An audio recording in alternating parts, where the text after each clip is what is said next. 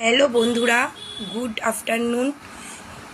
সব কাজকর্ম সেরে স্নান টান করে এই আসলাম, দুপুরের লাঞ্চ করব। তোমাদের কি লাঞ্চ হয়ে গেছে? তো আজকে আমার লাঞ্চ মেনুটা তোমাদের দেখাচ্ছি, কি কি লাঞ্চ মেনু করেছি। ভাত, উচ্ছে আলু সজনে ডাঁটা দিয়ে একটা তরকারি করেছি। এটা এই গরমে খেতে খুব ভালো লাগে। খেয়ে তো এমনিতেও গরমে কিচ্ছু খেতে ভালো লাগে না, এই সজনে ডাঁটা উচ্ছে আলুর চচ্চড়িটা খুব ভালো লাগে। আর ঢেঁড়স ভাজা, আর একটু আলু দিয়ে সোয়াবিন দিয়ে কারি মতন করেছি। সোয়াবিন আলু ঝাল ঝাল করে, আজকে তো মেয়ে আর আমি খাবো দুজনে, তাই অল্প করে। আর চাটনি তো আছেই। এই হলো আমার আজকে দুপুরের মেনু।